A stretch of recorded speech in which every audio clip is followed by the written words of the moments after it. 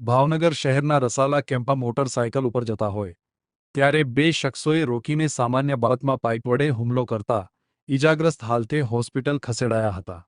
બનેલા બનાવને પગલે ફરિયાદી ભાવેશભાઈ હરેશભાઈ પારવાણિયા એવા મતલબની ફરિયાદ નોંધાવી હતી કે તેઓ પોતાના ઘરેથી નીકળતા હતા ત્યારે સંત કંવરરામ ચોકમાં તેઓ મોટરસાયકલ ઉપર હોય ત્યારે સમીરભાઈ પ્રકાશભાઈ રાજાણી અને ધીરજભાઈ પ્રકાશભાઈ રાજાણી મોટરસાયકલ ઊભી રાખાવી ચાવી લઈ લીધી હતી, જેની મનાઈ ફરમાતા દાઝ રાખીને લોખંડના પાઇપ વડે ઈજા પહોંચાડી જાનથી મારી નાખવાની ધમકી આપી હતી।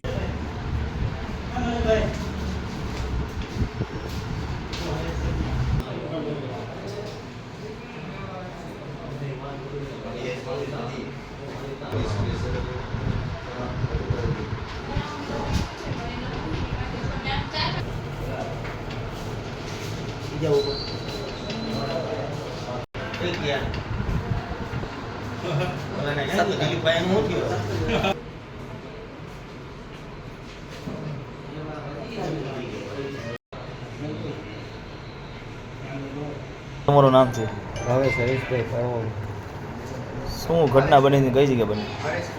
નિશાનો ચોક છે અને રસાલા કેમ્પમાં ને માણસ જતો હતો તો એને રસ્તામાં ઊભો રાખીને એમાંથી ફોન કરાયો। મને કીધું નિશાના ચોકે આવતું, ગાડી વાળે વાતચીત કરવાની છે। મેં કીધું હા હું આવું છું। જમીને હું ગયો ને તો ભાઈ સીધો માપીને હું ઘરું દીધી ને ડોકા હથિયાર હતા એની પાસે સળિયું પડ્યું તો ડોકા કાઢીને સળિયું કાઢીને મારી ઉપર ઘાવાળી કરવા માંડ્યા સીધા। કોણ હતું? 6-8 જણા ભેગા હતા। 2-3 હું ઓળખું છું। બબલું નામ હતો એકનો સમીર નામ છે, મેન જે છે એ સમીર જ છે અને સાથે 2-3 જણા અજાણ્યા હતા। મારી ઉપર ઘાવાળી ચાલુ કરી નાખી। મારી સાથે મારો મિત્ર આવ્યો તો એની ઉપર ઘા કર્યો।